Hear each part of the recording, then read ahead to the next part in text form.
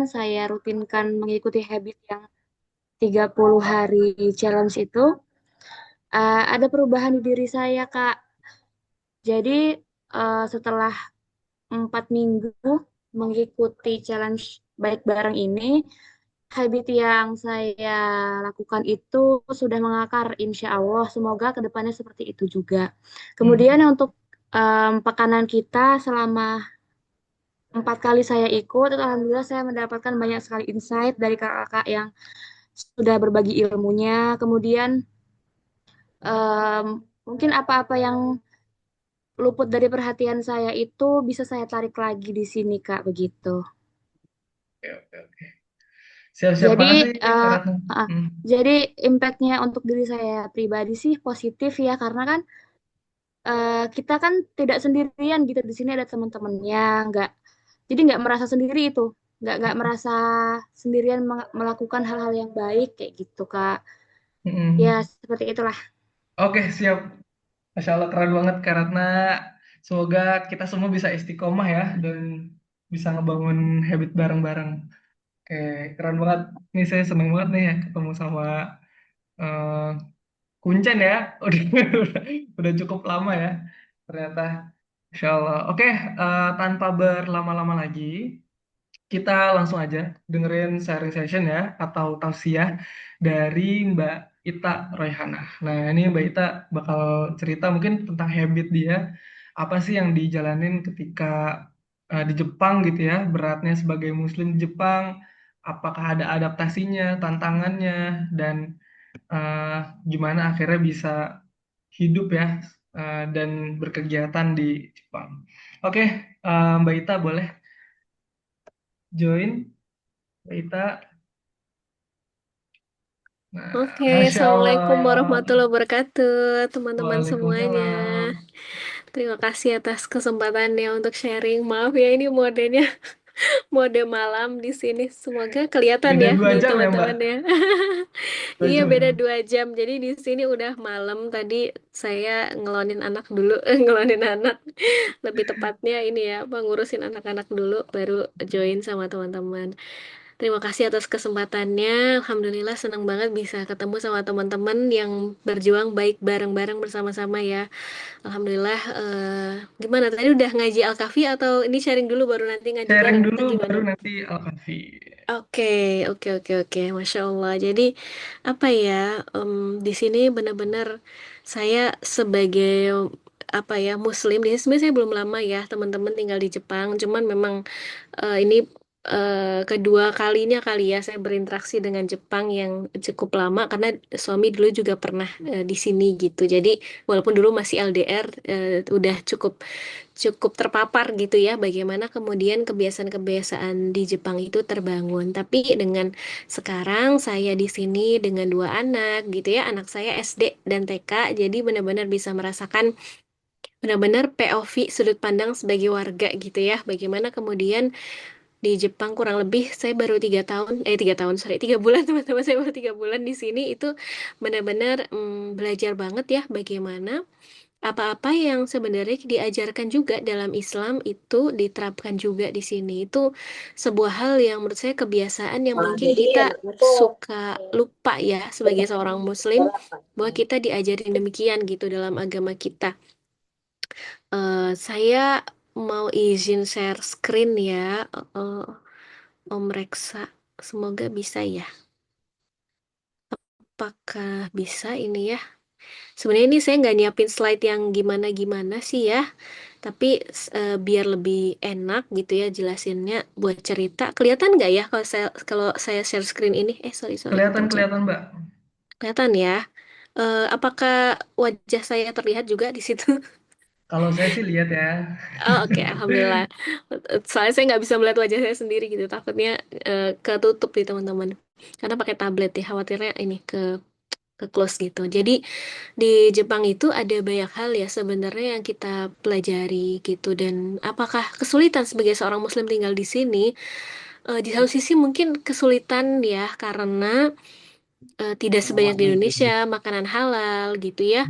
Kemudian apa namanya, barangkali tempat sholat juga terbatas gitu ya. Dan kita memperjuangkan keimanan kita sendiri gitu. Nggak ada yang akan ngajarin kita dan seterusnya. Tapi yang saya syukuri banget tinggal di sini adalah kita sangat terbantu bagaimana menjadi muslim yang baik gitu ya. Sebagaimana Islam ajarkan.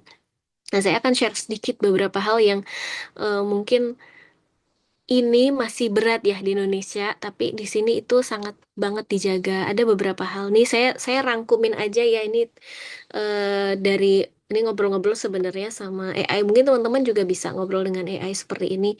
Apa sih yang bisa kita pelajari dari negara lain gitu ya?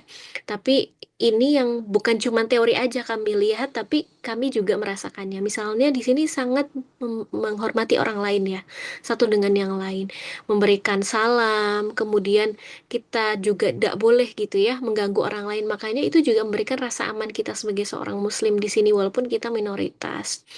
Kemudian kita tidak berbicara kencang-kencang di depan umum gitu ya. Nggak boleh melakukan perilaku yang mengganggu lah istilahnya begitu ya. Kemudian kita juga antri dengan tertib karena kita sadar bahwa publik itu adalah ruang bersama, bukan milik kita sendiri gitu ya. Kalau teman-teman mungkin pernah lihat kayak gini ya, bahwa di Jepang itu orang menghormati, semakin nunduk dia akan semakin hormat. Bahkan kalau kayak pelayan ke customer itu dia akan nunduk banget gitu ya, kayak gitu. Walaupun misalnya kalau cuma di Kombina seterusnya mereka nggak melakukan hal itu sih. Cuman misalnya kayak di pelayan hotel gitu ya dan seterusnya mereka akan berusaha untuk deep bow gitu karena menghormati. Bukan bukan karena kita mengdewakan orang, bukan ya, tapi ini memang budaya yang dibangun di sini bagaimana kita benar-benar berusaha untuk menghormatin orang lain ketika minta maaf juga benar-benar kita berusaha untuk minta maaf dengan tulus. Dan di sini ada banyak larangan-larangan yang mengingatkan kita gitu bahwa kita nggak boleh sewenang-wenang gitu ya, nggak boleh sesuka hati kita karena ada hak orang lain yang harus dipenuhi gitu. Jadi ini juga sebuah pelajaran yang sebenarnya di Islam kita diajarin demikian gitu ya, tapi barangkali selama ini kita nggak melakukan karena emang nggak kita biasakan dalam kehidupan kita. Nah, di Jepang itu hal semacam ini diajarkan, mereka bisa secara dewasa antri gitu ya, bahkan misalnya di situ terlihat foto di stasiun misalnya orang kok mau sih ngantri demikian karena mereka melakukan itu dari kecil gitu. Nah, saya melihat ini juga pada anak-anak. Jadi hal ini didirikan justru dari anak-anak usia dini. Mereka dibiasakan untuk apa namanya, berbaris lurus gitu ya. Kemudian di lingkungan juga dibiasakan demikian sehingga mereka ngikutin. Bahkan kita di misalnya saya tinggal di Osaka, kita tahu gitu ya, kita diajarin kalau di Osaka kalau misalnya kita mau jalan santai itu jalan sebelah mana, kalau kita mau cepet kencang mau sebelah mana gitu ya. Misalnya kita di eskalator, saya kalau di Osaka kalau mau berdiri aja di sebelah kanan, kalau mau lari di eskalator di kiri. Sebaliknya kalau misalnya di Tokyo berdiri aja di sebelah kiri, kalau mau lari di sebelah kanan. Ini kita perlu tahu gitu, bahkan kayak gitu karena emang semua tuh diatur di sini gitu ya, diatur agar orang-orang tertib gitu dan kita lebih mudah kalau ada apa-apa tuh kita akan lebih mudah antisipasinya. Jadi kalau kita belajar dari orang Jepang itu emang benar-benar belajar manajemen risikonya tinggi ya. Kalau teman-teman melihat kemarin beberapa hari lalu ada gempa di sini, Masya Allah gitu ya, kalau ngelihat mungkin ada juga yang hoax ya videonya, tapi ada juga video orang Indonesia yang saya ikuti itu ibunya Runachan misalnya. Mereka tuh tetap stay di rumah gitu ya, dan rumahnya tuh baik-baik aja alhamdulillah gitu walaupun gempanya tuh 7 mega ya istilahnya apa sih gitu ya. Nah, karena memang benar-benar mereka berusaha menyiapkan resikonya walaupun bisa jadi one day gitu ya nggak kuat juga apa yang disiapin, tapi benar-benar dipersiapkan dengan baik gitu. Kemudian di Jepang ini juga kita terbiasa untuk tidak membuang apa-apa sembarangan. Jadi sangat minim ada tempat sampah di ruang publik. Ada sih, tapi nggak banyak. Tapi kalaupun ada, nanti biasanya udah jelas khususannya buat apa. Jadi kita terbiasa untuk buang sampah kita sendiri. Bahkan saya pernah mengalami misalnya piknik sama teman-teman di taman, terus kantong kresek kita tuh terbang gitu ya kena angin. Itu jangankan kita, orang lain aja akan bantu untuk ngambil gitu. Karena sedemikian pengennya saling bertanggung jawab untuk lingkungan. Kenapa? Karena sekali ada sampah, orang nggak bertanggung jawab atas sampahnya sendiri, apa yang terjadi? Lingkungan nanti jadi kotor, bau di mana-mana, dan lagi ya banjir dan seterusnya itu. Kemudian terbiasa menjaga kebersihan ya sekali lagi. Jadi eh, melepas sepatu pada tempatnya, bahkan kalau mungkin sangat detail ya kalau di Jepang itu ya. Ada barang pada setiap tempat gitu ya. Misalnya ada sepatu hanya untuk di luar, ada sepatu untuk di rumah, ada sepatu untuk di toilet, ada sepatu untuk di kamar mandi gitu. Sampai sedemikian detailnya. Di sekolah pun demikian. Ada sepatu yang dipakai dari rumah ke sekolah. Sampai di sekolah ganti sepatu yang dipakai di sekolah untuk menjaga juga sterilisasi gitu ya. Kebersihan. Jadi ada sepatu yang khusus untuk dipakai di dalam gedung. Nanti kalau mau olahraga, ada sepatu khusus olahraga gitu. Jadi benar-benar dipakai untuk yang khusus gitu. Memang agak ribet gitu ya, tapi semua itu dipersiapkan gitu. Dan menariknya kalau di sini nggak dibikin susah. Kalau misalnya di Indonesia kan bebas ya anak tuh apa namanya apa mau bebas lah sepatunya apa aja. Kalau di sini tuh udah khusus gitu. Sepatu ruangan itu modelnya kayak gini, warnanya kayak gini. Jadi semua anak bahkan sama gitu. Karena Jepang juga memang negara yang apa ya mengutamakan homogen ya, homogenitas. Jadi harus sama semuanya, bahkan kayak bentuknya, warnanya gitu bisa jadi itu sama gitu. Ini untuk menghindari masalah-masalah yang nggak perlu persaingan gitu ya, pamer-pameran ya dan seterusnya gitu. Jadi ini emang dibikin sesederhana mungkin. Bahkan kalau ada event sekolah apa barangnya tuh ya sama semua demikian gitu. Jadi itu mudah kita dapatkan di toko mana aja itu ada gitu. Jadi kita juga sebagai orang tua nggak akan kesulitan gitu ya. Kemudian memberi oleh-oleh sepulang bepergian. Ini juga di sini terbiasa gitu ya kalau udah deket tuh kita ngasih hadiah. Nah, ini contoh ya bahwa tempat sampah di sini tuh dibedakan banget gitu ya apa saja. Walaupun saya tinggal di Depok ya kemarin, alhamdulillah di Depok saya termasuk komplek yang dapat program pemerintah untuk pemilahan sampah. Itu sangat membantu juga buat saya terbiasa milah sampah, basah, kering ya. Kemudian apa namanya organik gitu ya. Kalau di kompleks saya sih udah terbiasa demikian. Sehingga waktu saya ke Jepang juga saya nggak ada masalah dengan itu gitu karena udah terbiasa gitu di rumah sendiri di Depok dan ini tuh nggak tiba-tiba muncul gitu ya nggak tiba-tiba rakyatnya tuh bisa demikian karena emang itu dibangun dari kecil anak-anak dari usia TK bahkan gitu anak saya itu ada hari di mana dia belajar untuk ikut melindungi kota gitu dan dia tuh pulang dapat stiker gitu ya dari kota bahwa dia ikut melindungi kota dengan cara apa mereka diajak ke taman yang terdekat dari sekolah terus bersih-bersih taman gitu bener-bener bersih-bersih ngangkutin apa namanya daun-daun gitu ya dikumpulin di kantong kayak kita kalau bersih-bersih itu loh ya kayak gitu anak-anak diajarin demikian gitu dan setiap anak-anak makan di sekolah mereka tuh nyiapin mejanya sendiri, ngambil kursinya sendiri, ngangkat kursinya sendiri, anak TK ya gitu. Bahkan anak SD pun demikian. Selesai juga dikembalikan gitu, ditumpukin sendiri. Teman-teman tahu kursi yang bisa ditumpuk-tumpuk gitu ya? Itu juga dilakukan di sini. Jadi setiap hari anak-anak melakukan hal itu, ngelapin sendiri. Setiap kalau anak saya yang SD bersihin kelas gitu ya. Jadi sampah yang kamu buat, kamu sendiri yang bersihkan gitu. Itu tuh diajarin gitu di sini. Itu benar-benar yang akan sangat membantu ya anak-anak untuk belajar. Dan jadi ada hal-hal yang memang kita perlu biasakan gitu. Dan itu sebenarnya di keislaman kita juga kita diajarin kayak gitu. Cuman prakteknya aja mungkin yang kita minim. Kalau itu dilakukan bertahun-tahun sebenarnya oleh setiap orang, insya Allah kita akan bisa juga demikian. Dia contoh ini ya saya ngasih contoh ada sepatu ya ini yang dibedakan jadi ada sepatu rumah ada sepatu yang di luar ini pun di yang bagian kanan ini gambar rak di sekolah rak sepatu jadi ketika anak datang dia nuker sepatu di sini sepatu luarnya ditaruh di situ dia ambil sepatu buat ruangannya baru dia masuk ke ruangan ini adalah hal yang normal biasa dilakukan gitu bukan sesuatu yang heboh gitu ya. Nah, ini perlu juga kita latih.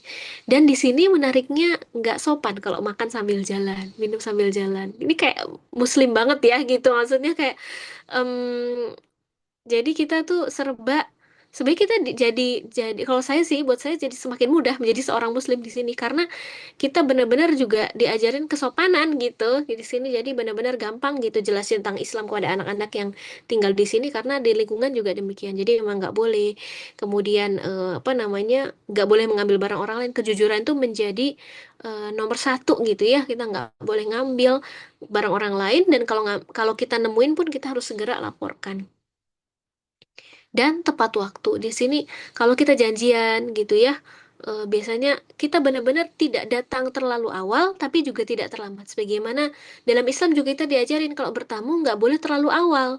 janjiannya jam 10 ya jangan datang jam 9 gitu ya. Ya jam 10 datangnya jam 10 kurang 5. Bener-bener mepet banget gitu. Dan itu di sini bisa serempak gitu ya. Orang-orang tuh bisa serempak untuk datang misalnya aja jam 10 ya. Jam 10 kurang 5, jam 10 kurang nggak nyampe 10 menit gitu ya. Itu udah pada berdatangan. Jadi benar-benar sesuai dengan waktu yang ditentukan dan juga tidak terlambat. Jadi diusahakan banget sesuai dengan waktu tersebut. Kenapa? Karena menghargai waktu. Karena setiap orang punya urusan, setiap orang punya waktunya yang dipergunakan masing-masing, jadi benar-benar itu dihargai dan menggunakan bahasa yang sopan. Di sini tuh bahasanya layering ya, kepada temen bahasanya gimana, kepada guru gimana, gitu ya, kepada orang yang lebih tua gimana, itu diatur kayak kalau di Indonesia bahasa daerah lah ya, bahasa Sunda, Jawa punya kayak gini bahasa halusnya gimana. Nah, kaitannya dengan ini saya coba tadi ya kaitkan dengan Al-Kahfi gitu. Bagaimana kemudian di surah Al-Kahfi itu kita diajarin hal-hal yang sebenarnya juga sangat berkaitan dengan kehidupan kita sehari-hari. Bagaimana kalau dalam Al-Kahfi itu saya suka banget ada ayat 13 ya. Innahum fityatun amanu birabbihim wazidnahum huda. Jadi pemuda-pemuda Al-Kahfi itu adalah orang-orang yang benar-benar menggenggam keimanan teguh gitu ya, nggak gampang tergoda apapun gitu. Nah, sebenarnya itu juga diajarin dalam agama kita dan kalau di Jepang itu istilahnya gambaru ya, kerja keras dan tekun. Itu benar-benar kita diajarkan dari awal. Jadi kalau saya bisa share teman-teman di sini anak saya yang SD itu setiap hari ada PR dari sekolah. Tapi setiap hari juga dia tahu kunci jawabannya ada di tablet yang dikasih sama sekolah gitu. Bisa diakses di situ kunci jawabannya. Siapa yang mengoreksi PR-nya? Dia sendiri. Jadi dia hanya menunjukkan ke sensei bahwa dia sudah mengerjakan PR-nya, dia sudah koreksi gitu. Anak-anak dibiasakan untuk bekerja keras sendiri, dia kerjain sendiri, kemudian dia koreksi sendiri. Nah, terus gimana dong kalau dia nyontek gitu? Saya pernah ditanya kayak gitu. Emang nggak takut gitu anaknya nyontek? Sensei nggak takut anaknya nyontek. Sensei justru yang penting buat sensei adalah anak-anak itu tahu dia tahu apa enggak gitu. Jadi anak itu punya kesadaran sendiri dia ngerti apa enggak. Dengan dia ngerjain itu, terus dia ngeliat kunci jawaban, dia akan tahu dia ngerti apa enggak, dia bisa self correction. Dia tahu pace-nya sendiri. Sehingga dia bisa ngejar itu. Terus kapan itu diuji? Nah, di sini menariknya, kalau di Indonesia, ulangan-ulangan itu diinfokan. Kalau di sini nggak diinfokan. Jadi nanti tiba-tiba aja anak itu pulang dengan udah bawa nilai ulangan gitu. Jadi tiba-tiba aja diuji. Jadi kayak kehidupan, ujian tuh datang tiba-tiba gitu. Jadi kapanpun kamu harus siap. Nah disitulah anak benar-benar tahu bahwa ya sensei juga akan tahu dia benar-benar ngerti apa enggak, bisa apa enggak dari situ gitu. Tapi untuk latihan sehari-hari itu enggak, anak-anak benar-benar tahu cara ngerjainnya gimana, gitu ya, jawaban yang benar gimana sehingga dia bisa self correction. Itu yang membentuk daya juang gitu ya kepada diri anak itu yang mungkin nggak ada di sekolah-sekolah kita. Waalaikumsalam gitu. Jadi benar-benar keteguhan ini dibangun gitu ya diri sendiri. Jadi anak nggak sibuk pengen nyontek temennya gitu apalagi ya gitu. Karena emang benar-benar dia dilatih untuk bisa ngalahin dirinya sendiri, bukan ngalahin orang lain. Ya kemudian kami kuatkan hati mereka gitu ya. Kalau dalam surah Al-Kahfi itu keteguhan hati ini juga anak-anak di sini didorong untuk tidak menyerah dan teman-temannya pun mendorong demikian. Jadi setiap kali ada anak yang misalnya maju gitu ya, ditunjuk bergiliran tugas di sini ada giliran tugas ya setiap hari misalnya membuka kelas, menutup kelas. Itu ada giliran tugasnya. Setiap siapapun yang maju, kemudian nanti dia akan cerita, tadi ada dikasih satu kata, nanti mereka akan cerita tentang yang ada kata itunya gitu ya, belajar bercerita. Nah, setiap kali temannya berhasil gitu ya, biasanya temannya akan mengapresiasi. Itu wajib dilakukan di sini gitu. Jadi benar-benar itu akan membentuk kepercayaan diri, anak kemudian jadi nggak gampang nyerah gitu ya, karena lingkungannya juga membuat mereka untuk teguh, ayo aku juga bisa seperti teman-teman gitu. Kemudian di sini memang sifatnya lingkungannya anti konflik banget gitu ya, harmoni. Jadi bagaimana kemudian kita berusaha, oh ya, aku akan berusaha untuk mengikuti. Kita semua didorong untuk bisa mengikuti aturan yang ada. Dan peka pada orang lain ini mungkin kebiasaan banget ya orang Jepang itu diminta untuk memperhatikan perasaan orang lain gitu. Bahkan mereka juga kadang merasa berat gitu dengan hal itu. Akhirnya mungkin ada yang karena mereka tidak punya value agama seperti kita, sehingga mereka menganggap itu beban gitu. Makanya kadang aslinya kesel tapi nggak bisa diungkapkan karena memang apa aturan mannersnya itu adalah kamu harus ngertiin perasaan orang lain gitu. Dan bedanya dengan kita sebagai seorang muslim, kita melakukan itu dengan kesadaran gitu. Bahwa Allah itu memang nyuruh kita demikian. Itu puncak ukhuwah tertinggi bahwa kita bisa menghargai orang lain gitu ya dan seterusnya. Dan kita akan mendapatkan balasan yang lebih baik dari itu yaitu Jannatul Firdaus, pahala dari Allah, kemudian keberkahan hidup kita gitu kan. Nah, orang-orang Jepang nggak ngerti hal demikian sehingga mereka nggak punya higher apa ya, purpose gitu ya. Kenapa mereka melakukan hal itu gitu. Sementara kita sebagai seorang muslim kita harus bersyukur ketika Allah memberikan kita perintah untuk harmoni, perintah untuk kemudian peka, empati sama orang lain gitu ya. Kita apa namanya kita syukuri bahwa oh iya kenapa Allah nyuruh kayak gini karena ini juga baik untuk diri kita gitu. Jadi itu.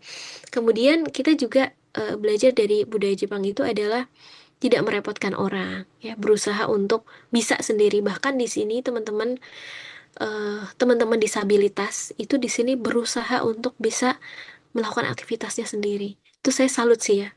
Entah itu dia pakai misalnya kursi roda yang ada elektriknya ataupun tidak, mereka eh, tidak memperlihatkan diri sebagai orang yang menyedihkan gitu.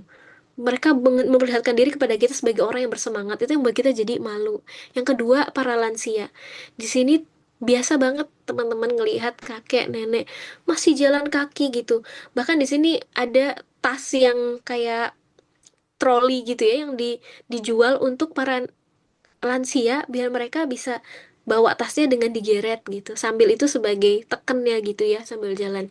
Jadi benar-benar orang itu dilatih untuk tidak merepotkan orang. Ini sangat berbeda dengan kita sebagai seorang muslim yang hidup di negara yang mungkin serba mudah dan kita menganggap bahwa nggak apa-apa ngerepotin orang mah bahkan ngerepotin aja orang gitu ya. Nah, ini kita harus belajar untuk jangan gampang ngerepotin orang lain gitu ya. Kemudian tidak boros dan tidak sombong ya, mutanai menghargai nikmat.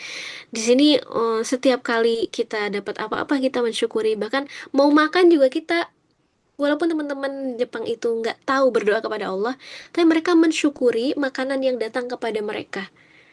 Jadi mereka diajarkan untuk memahami bahwa makanan yang sampai ke depan kamu itu butuh effort untuk sampai ke situ. Ada petani yang berusaha dengan keras dan seterusnya. Ini mungkin nggak relate di Indonesia karena di Indonesia tuh nanam apapun jadi teman-teman. Kalau di negara empat musim itu usahanya keras banget teman-teman untuk bisa nanam, panen dan seterusnya gitu ya. Makanya setiap usaha itu benar-benar dihargai gitu. Kemudian nggak boleh sombong gitu ya. Orang Jepang itu apa ya kalau mereka bisa itu mereka suka bilang ah saya nggak bisa itu saya cuma bisa sedikit aja walaupun pas kita tahu wow itu sedikit itu segini gitu ya dan mereka suka memuji orang lain gitu wah kamu jago ya kamu bisa ya oh kamu baru bentar di sini udah bisa ya gitu padahal kita bener-bener nggak bisa aslinya tapi mereka berusaha menempatkan diri untuk mengapresiasi kita gitu ya kemudian introspeksi diri ya Hansei jadi di sini memang kita juga diajarin untuk refleksi diri gitu ya. Kalau kita salah tadi ya, karena dari kecil pendidikannya sifatnya self correction, maka jadinya pribadinya itu kalau ada salah pasti langsung yang pertama dilakukan adalah koreksi. Kenapa ya ini terjadi ya? Kenapa saya mendapatkan masalah ini ya gitu? Walaupun mereka secara keimanan nggak punya keimanan seperti kita gitu, tapi itu ada self correction itu. Kemudian juga sabar dan menahan diri karena manusia sejatinya ini ya kadang susah sabar gitu ya kita itu tapi kalau saya lihat kesamaan ya di Jepang dengan apa yang diajarkan dalam Islam adalah kita diminta untuk sabar dalam berilmu Nabi Musa kepada Nabi Hizr diminta untuk sabar kita juga gitu dalam kehidupan sehari-hari itu butuh proses dalam segala sesuatu dan proses itu harus kita syukuri dan harus kita hadapi perlahan-lahan karena kalau enggak ya semuanya akan terasa berat gitu ya semuanya akan terasa bahkan kita nggak bisa menghargai proses sama sekali gitu ya malah jadi amburadul gitu kemudian Shakunin Kisitsu jadi benar-benar profesionalisme itu penting banget kita akan dianggap sama orang kalau kita profesional kalau kita berintegritas makanya kalau di sini sekali kita nggak profesional orang itu langsung nggak akan percaya dan ini kembali kepada prinsip Islam ya bagaimana kita kemudian diajaran punya akhlak al-amin jadi orang yang dipercaya seperti Rasulullah jadi orang yang dipercaya sebagaimana Nabi Musa punya gelar al-amin juga jadi orang yang bisa dipercaya karena itu modalitas besar kita untuk bisa hidup berkoordinasi dengan orang banyak gitu ya. Kemudian perfeksionismenya ini juga ada di Jepang ya. Orang presisi sekali. Bahkan kalau misalnya ada penggaris tuh, penggaris segala macam urusan mah ada gitu ya. Maksudnya sampai demikian. Kemudian ukuran-ukuran juga sangat presisi. Ini juga ngajarin kita sebagai seorang muslim. Oh iya ya, kita di Islam juga diajarin untuk bekerja secara rapih gitu. Jangan sampai kita yang muslim yang diajarkan agama kita demikian justru nggak lebih rapih daripada orang-orang yang nggak tahu ilmu ini gitu. Bahwa kita emang hidup itu ditata sama Allah sedemikian sempurna dan rapi, kita tinggal ngikutin aja gitu. Kemudian di sini tidak gampang pamer. Jadi kalau di Jepang itu kita suka susah bedain gitu ya orang yang bener-bener kaya apa enggak gitu. Karena semuanya itu rata-rata sama. Bajunya sama, pakaiannya sama, bahkan gadgetnya itu sama gitu ya. Nggak terlalu beda gitu. Nggak ada yang terlalu mencolok gimana-gimana itu nggak ada gitu. Karena memang semuanya berusaha untuk hidup sederhana seperlunya gitu ya. Demikian gitu. Kemudian menjaga waktu gitu ya. Jadi di sini tadi ya saya bilang waktu itu sangat penting. Jadi benar-benar diperhatikan bagaimana kemudian kita bisa memanfaatkan waktu dengan baik gitu. Bahkan kalau di sekolah anak saya tuh sensei akan tanya betul-betul gitu ya, apakah benar-benar punya waktu atau enggak gitu. Jadi sensei juga akan sangat menghargai gitu waktu kita. Nah, jangan sampai kita sebagai seorang muslim justru yang nggak menghargai waktu kita sendiri. Kita anggap, ah masih adalah waktunya nanti lagi, ah masih adalah. Padahal sebenarnya waktu itu nggak banyak gitu ya kalau kita nggak menyediakan diri kita untuk sungguh-sungguh belajar gitu ya, habis waktu itu akan memakan kita. Wallahu a'lam bishawab. Mungkin itu sebagai pemantik. Kalau mau ada diskusi tanya jawab boleh sebelum apa namanya kita Al-Kafian ya. Om Reksa silahkan, lebih enak ngobrol sih kayaknya, tadi Oke, sekilas aja. ada yang angkat tangan. Kak Elvina. Boleh boleh silahkan. Boleh Kak Elvina. Ntar saya lower hand dulu bentar. Oke.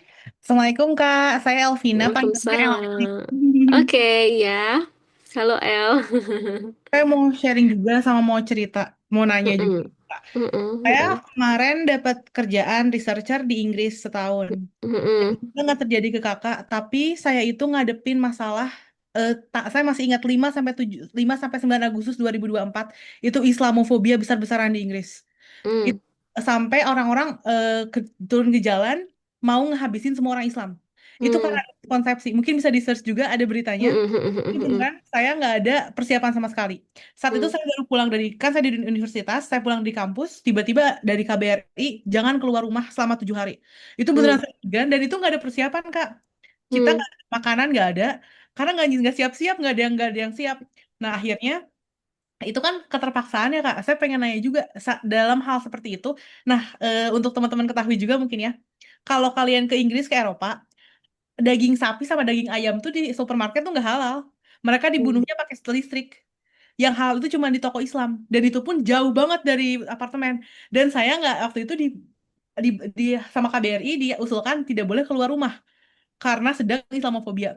Nah saat itu saya bingung banget Kak. Dan satu apartemen itu saya isinya bule semua dan they don't care gitu loh, doesn't care banget. Mm. Ya, Mm. nggak peduli juga saya mau ngapakan gimana gimana. Akhirnya saya mau nggak mau tuh pakai kupluk keluar rumah karena kan seminggu masa nggak makan kupluk Mm. dan saya mau nggak mau cuman beli di supermarket Kak dan nggak bisa ke toko Islam yang jauh itu.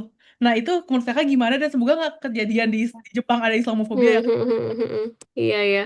Major Iya gitu. jadi Kita gimana? makasih banyak sharingnya ya El. Jadi sebenarnya di Jepang juga kita lagi punya PM baru ya, yang juga kritis banget terhadap imigran gitu. Karena memang Jepang lagi kebanyakan imigran, jadi mereka lagi banyak meninjau ulang segala macamnya karena mereka terlalu ramah gitu. Mereka ngerasa demikian gitu. Jadi dan dengan adanya PM baru yang tidak pro imigran ini juga beberapa warga Jepang yang sebenarnya selama ini menahan diri terhadap imigran itu mereka jadi berani speak up gitu. Sebenarnya beberapa waktu yang lalu juga ada demo sih di sini di beberapa kota gitu oleh orang-orang yang Nihonjin gitu ya, yang nggak setuju gitulah sama imigran gitu. Tapi nggak banyak sekali lagi karena tadi ya, ya barangkali sebenarnya kebaikan aslinya gitu ya secara pribadi itu udah kebentuk, mereka punya culture yang emang menghargai orang lain gitu. Satu, yang kedua adalah eh ya kalau misalnya di Eropa itu emang cenderung ada masalah Islamofobia yang lebih tinggi. Itu sebenarnya satu alasan kenapa kami memilih Jepang juga ya, gitu. Karena emang Jepang itu cenderung welcome terhadap Islam dan beberapa tahun terakhir gitu ya, sebenarnya udah agak lama sih Jepang, sejak Jepang mau jadi host untuk apa sih waktu itu ya, semacam Olimpiade gitu ya 2020 yang kemudian gak jadi itu. Jadi Jepang itu emang udah open for Muslim gitu. Jadi mereka emang campaign, mereka cari pasar Muslim dan memang pasar traveling mereka itu banyak orang Muslim. Makanya kesini-kesini juga sampai hari ini itu ada satu prefecture Aichi juga lagi di campaignin banget, Muslim silahkan datang gitu karena mereka akan provide dengan sebaik-baiknya sampai kayak gitu. Itu sih. Dan untuk makanan sama sebenarnya di sini ya kita nggak bisa makan kecuali yang ada label halal. Tapi blessing sih adalah di sini tuh ada kayak semacam, kalau di Indonesia mungkin kayak boleh sebut merek ya, misalnya kayak Superindo gitu ya, anggaplah kayak Superindo or something gitu, yang di situ pasti ada makanan halal gitu. Maksudnya pasti ada ayam halal gitu ya. Nama di sini kita bilang gyomu sih. Nah, gyomu ini tersebar di seluruh kota lah gitu. Walaupun misalnya ada kota-kota yang kecil cuma ada satu gyomu di situ, tapi ada gitu. Tapi kalau kota besar kayak Osaka gini, tiap kelurahan juga ada gitu. Maksudnya gitu. Jadi itu alhamdulillah banget sangat memudahkan. Dan kalau Jepang itu memang kelebihannya juga seafood ya. Seafoodnya sangat fresh dan kita apa namanya, orang Indonesia kan makan seafood banget juga, jadi itu aman banget sih gitu. Kalau soal toko halal banyak pilihannya, baik yang kalau di sini di dekat rumah saya juga ada Asian Halal Mart punya orang Indonesia, ataupun teman-teman juga kadang beli online juga ada, atau di prayer room itu juga kadang kita ada yang jualan juga makanan halal. Nah, bagaimana kalau kita terdesak saat itu nggak bisa gitu ya? Dalam agama kita ada sifat kedaruratan ya. Kalau kita emang terdesak banget nggak bisa, itu kita dibolehkan. Bahkan jangankan makan yang nggak jelas gitu ya. Kita makan yang jelas-jelas haram aja boleh gitu. Makan babi aja boleh gitu kalau kita lagi darurat gitu. Apalagi kita makan yang kayak tadi ayam dan seterusnya gitu ya. Itu masih dibolehkan. Jadi dan itu sudah berlalu, kita kita mohon ampun kepada Allah karena kita nggak bisa memilih makanan yang baik mungkin saat itu karena keadaan, tapi kita telah menyelamatkan hidup kita, itu more than everything gitu kan, kayak gitu. Itu sih, jadi El nggak perlu khawatir gitu ya dengan apa yang sudah terjadi. Dan kita berharap dunia yang lebih baik, semoga di Jepang juga semuanya menjadi lebih baik gitu ya. Apa namanya, mungkin kalau sekarang di Jepang sih isu Islamofobia sih nggak terlalu ya, cuman memang ada beberapa kebijakan kayak misal kan Muslim makin banyak di sini, otomatis butuh pemakaman ya, pemakaman Islam. Nah itu apa namanya, masih berat sih untuk di approve pemakaman Islam itu karena mereka kan sangat bersih ya orang Jepang ya. Jadi mereka kayak menganggap ya kalau mau dimakamin di Jepang harus mau dikremasi gitu, karena kalau dimakamin kan kayak takutnya menjadi bangkai dan seterusnya, itu loh mereka takut demikian kayak gitu. Atau ya kalau karena mereka Muslim, mereka kalau meninggal ya harus dikembalikan ke negaranya gitu misalnya demikian. Tapi ya walau alam, nanti semoga akan semakin baik ke depannya dengan kolaborasi pemerintah dan yang lain-lain ya. Kalau saya di sini kan student ya sama suami, beda mungkin sama teman-teman yang benar-benar living di sini, bekerja di sini, itu pasti membutuhkan kebijakan yang lebih kompleks. Tapi memang yang kalau saya lihat dari teman-teman yang benar-benar tinggal di sini dan bekerja di sini, apalagi kerjanya kaigo gitu ya, perawat dan seterusnya, emang yang berat itu adalah ibadah ya sebenarnya. Ibadah itu paling berat kalau di sini karena overwork kan. Jepang itu udah terkenal banget sama pekerjaan yang dari pagi sampai malam, dan mereka suka melebihi itu karena saking pengennya gitu, karena hidupnya itu untuk hidup gitu. Jadi ngapain itu hidup yang emang kita harus living the life gitu ya. Jadi mereka kan berusaha semaksimal mungkin gitu untuk melakukan hal itu. Jadi udah waktunya pulang juga nggak pulang. Nah ini PR jadi capek kan buat orang-orang yang pengen pulang jadi nggak bisa pulang gitu. Kayak gitu sih, ini tantangan mungkin buat teman-teman yang tertarik untuk bekerja di Jepang yang sifatnya pekerja fisik, itu menjadi tantangan tersendiri untuk jaga ibadah dan tetap sehat mental gitu ya. Gitu. Terima kasih, Kak. Iya, sama-sama, El. Ada lagi yang mau bertanya atau mau diskusi? Masya Allah, ternyata banyak sekali ini teman-teman yang ada Wah, di sini. ya, luar biasa Iya, ya. semoga teman-teman bisa Jangan ada yang main gue ke sini kukuin ya. nggak? Kita Ulah doa kasih tahu. bareng-bareng biar bisa ke Jepang ya, Ulah teman-teman. heul ku imah. Amin, insya Allah. Ada kelas bahasa Jepang nggak? Jadi kalau di sini teman-teman, izin jawab ya Om Reksa ya yang ada di Ya, itu di boleh. Periksa chat atuh room. pan sok sebenarnya duit aku maneh atuh. Boleh di mute dulu yang ini biar nggak mengganggu. Oke, saya mute. Iya, jadi kalau di sini teman-teman, karena emang kita tinggal di negara yang eh, apa ya mereka membutuhkan juga tenaga kerja asing. Jadi mereka menyediakan kelas bahasa Jepang dan itu gratis teman-teman. Ada di mana-mana bisa diakses. Jadi ada kelas bahasa Jepang untuk orang yang memang mau bekerja, ada kelas bahasa Jepang yang sehari-hari, bahkan ada kelas-kelas volunteer yang kalau kita misalnya belajar bahasa Jepang sendiri, terus kita pengen punya teman ngobrol, itu disediakan di kota masing-masing itu ada. Kita tinggal datang aja ke pusat internasionalnya gitu ya, internasional warga internasional istilahnya demikian kayak gitu jadi ada jangan khawatir. Nah kalau yang sekolah gimana? Nah anak-anak di sekolah diajarin bahasa Jepang gitu ada drilling khusus buat anak-anak asing yang belum bisa bahasa Jepang dan kalau kuotanya dapet gitu ya itu tuh ada kayak semacam kurikulum gitu ya dari kota 1 tahun untuk anak-anak non Japanese untuk belajar di kota seminggu 2 kali sampai dia lulus untuk bisa apa menjalani kehidupan normal sebagai anak di Jepang gitu. Bisa ngomong sama teman-teman, bisa ngerjain tugas dan seterusnya gitu sih. Itu disediain kurikulumnya. Jadi ada gitu ya. eh Tantangan awal yang kakak terima di negeri Jepang, tantangan awalnya apa ya? Oh ya, kalau di sini itu nggak ada angkot ya, teman-teman, nggak ada Gojek. Jadi mungkin yang mereka tahu ya, saya di Depok itu bawa kendaraan sendiri kemana-mana. Sebelumnya sih ya pasti bergojek-gojek gitu ya.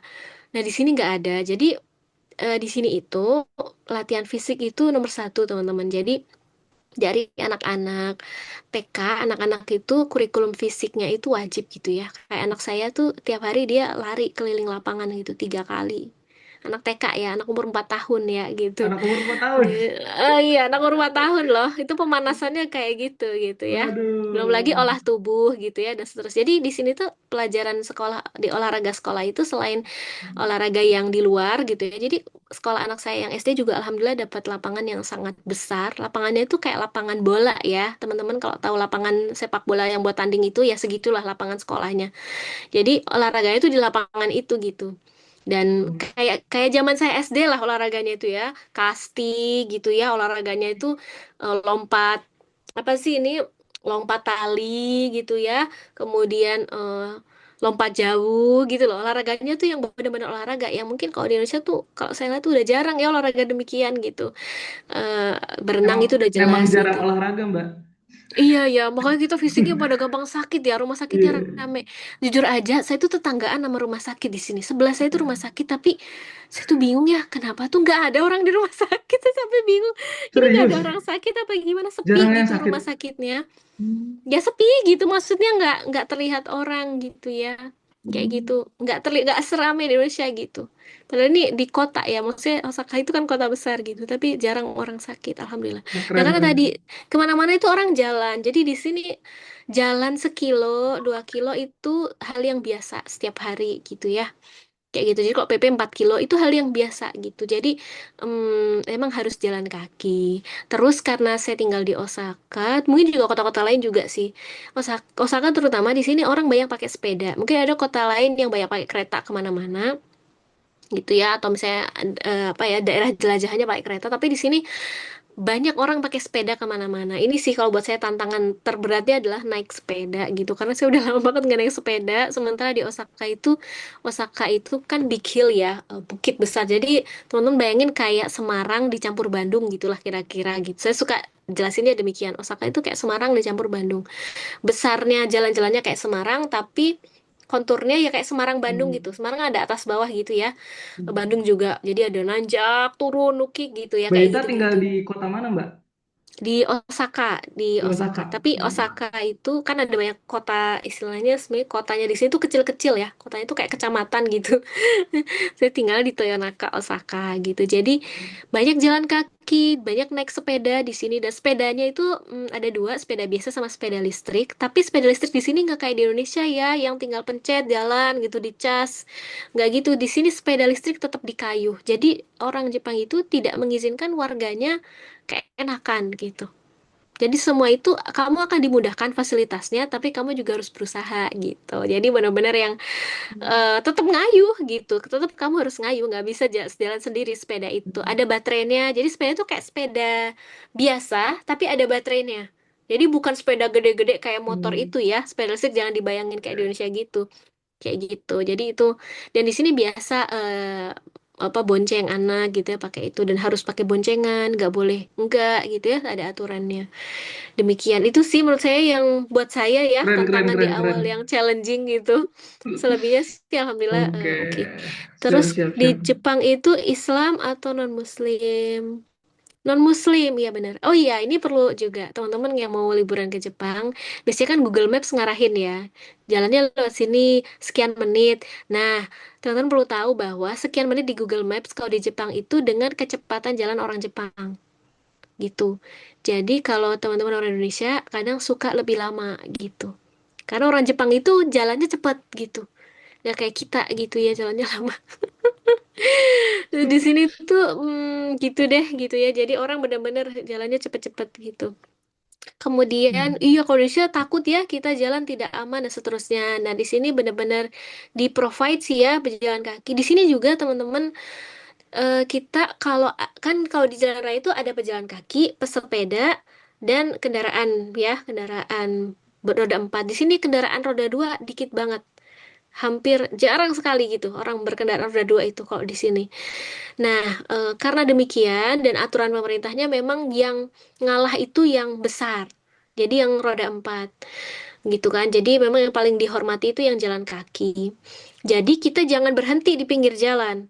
Apalagi nggak ada pagernya. Karena orang akan mengira kita akan menyeberang gitu. Nah, biasanya di sini mobil pasti akan berhenti ngambil jarak. Ngambil jaraknya itu nggak setengah meter ya dari kita kayak di Indonesia gitu. Nggak ngerem dari itu.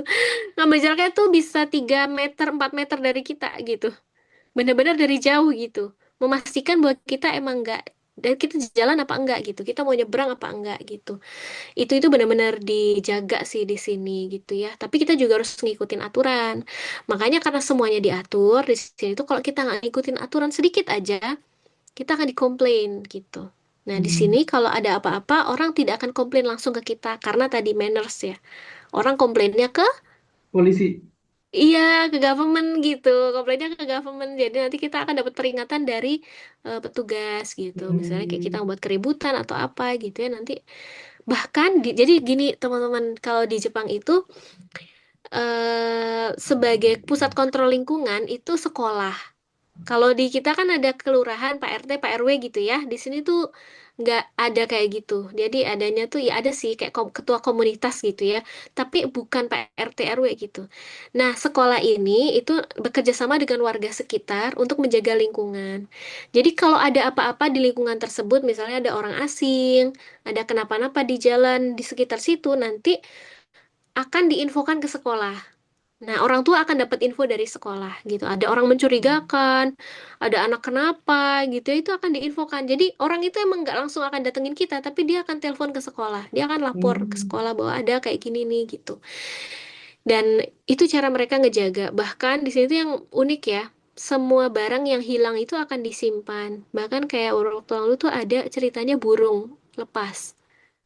Terus burungnya itu di sekolah gitu. Jadi kalau di sini di sekolah di sini tuh nggak ada grup WhatsApp ya teman-teman. Jadi adanya tuh aplikasi gitu. Jadi di aplikasi sekolah itu sekolah nginfoin kita nemuin burung nih gitu. Siapa ya yang punya gitu. Buat yang punya tolong hubungi sekolah gitu. Dan Hmm. pas dan itu dijagain sama sekolah burungnya gitu. Jadi Burungnya nggak kabur, Mbak. nggak, iya menariknya nggak kabur ya. Terus pas udah ketemu gitu ya yang punya diinfoin lagi gitu ke kita gitu, apa namanya, menginfokan bahwa ini burungnya sudah ada yang punya dan sudah diambil oleh yang punya Masya Allah. gitu. Bahkan burung aja nggak enak dia kalau kabur, kayak Iya. nanti melanggar aturan. Masya Allah ya, bener-bener kita kayak wow gitu. Kemudian kayak misal apa ya, di sini tuh kan kalau musim gugur teman-teman anginnya kenceng banget ya. Kadang ya sama sih sebenarnya kayak di Indonesia ya ada petugas yang bersih-bersih gitu. Tapi gimana ya bersih-bersih waktu berangin tuh gimana sih teman-teman? Apa nggak kesel ya hatinya gitu ya, nyapu gitu terus kehambur lagi gitu ya, nyapu kehambur lagi. Tapi itu dikerjakan di sini bener-bener dikerjain. Terus di sini banyak kakek-kakek yang menjadi volunteer, kakek nenek yang menjadi volunteer di kegiatan masyarakat. Misalnya kayak jadi bantu nyeberangin anak-anak sekolah, kayak gitu-gitu. Dan menariknya, anak-anak muda itu tuh justru nggak acuh gitu ya sama kakeknya, tapi nyapa gitu. Oh gozaimasu gitu, kayak seakan-akan memberikan semangat gitu ya pada kakeknya juga, jadi kakeknya juga oh gozaimasu gitu. Jadi itu biasa banget kita lakuin ya. Jadi kayak saya juga kalau misalnya jalan terus ketemu satpam atau apa, kita saling nyapa gitu, saling nyapa karena itu kayak kita saling menghormati gitu di sini, kayak kita mengucap salam ya kalau di Islam, kita saling menghormati profesi masing-masing, saling ngejagain gitu. Itu. Dan kayak tentang hormat tadi ya, di sini teman-teman anak-anak SD itu udah berangkat sekolah sendiri. Dan kalau anak saya sih sekolahnya masih deket ya gitu, nggak nyampe 1 kilo gitu jalan dari rumah. Saya melihat kalau di monorail, monorail tuh kayak LRT ya kalau di Jakarta gitu. Jadi di monorail tuh anak-anak tuh berangkat dan pulang sekolah sendiri. Masih kecil-kecil kelas 1 SD gitu teman-teman. Saya pernah melihat di monorail di Hankyu gitu ya. Di Hankyu sih yang lebih warm ya kalau saya lihat waktu itu. Di Hankyu itu kayak KRL gitu ya. Mereka tuh ceritanya kan unjuk-unjuk gitu ya sama teman-temannya. Terus temennya kan turun duluan. Nah, si anak yang belum turun ini dia di pintu, terus si temennya nih, terus saling menghormati gitu. Sambil pintunya nutup gitu. Pintu keretanya nutup, saling Hmm. menghormati, terus dada. Itu menurut saya kayak, wow, itu saya nggak pernah nemu gitu ya. Maksudnya anak-anak saling sebenarnya dadah gitu ya. Kalau di Indonesia mah dadah gitu ya. Kalau anak saya sih karena antar jemput ya di Indonesia dulu ya dadah sih sama temen-temennya. Cuman eh, rapi demikian itu tuh memang masih jarang ya kita temukan. Itu saya bersyukurnya di sini anak-anak terlihat seperti anak-anak gitu ya, tidak menjadi orang dewasa. Itu yang benar-benar dijaga. Kita juga nggak biasa sih lihat anak-anak pakai gadget di tempat umum gitu. Saya jarang banget sih lihat walaupun di mall ya. Even di mall tuh mereka nggak bawa gadget gitu sama orang tuanya gitu. Terus kemudian orang tua kalau nemenin anak di sini itu mereka nggak pegang gadget teman-teman. Misalnya di taman gitu ya. Kalau di Indonesia kan orang tua sibuk banget ya ngevideoin anaknya kemana gitu ya, semua divideoin. Kalau di situ tuh nggak, orang tua itu sibuk main sama anak. Hmm. Jadi orang tua itu ikutin anaknya kemana. Kalau masih kecil ya anaknya kemana Hmm. diikutin. Atau bahkan jadi orang tua tuh ikutan apa ya, teman-teman tahu nggak kalau di Indonesia tuh ada petak jongkok gitu misalnya, yang dipegang tuh siapa yang jadi. Iya orang tuanya beneran ikut main kayak gitu.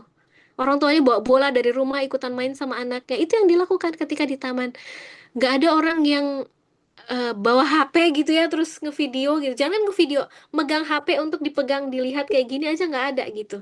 Jadi beneran saya kadang ngerasa malu gitu. Saya tuh kadang ngerasa malu kalau saya ngeluarin HP terus ngelihat sesuatu di HP gitu. Karena di Mereka sini ada bener-bener sosmed nggak sih Mbak? IG gitu, sosmed.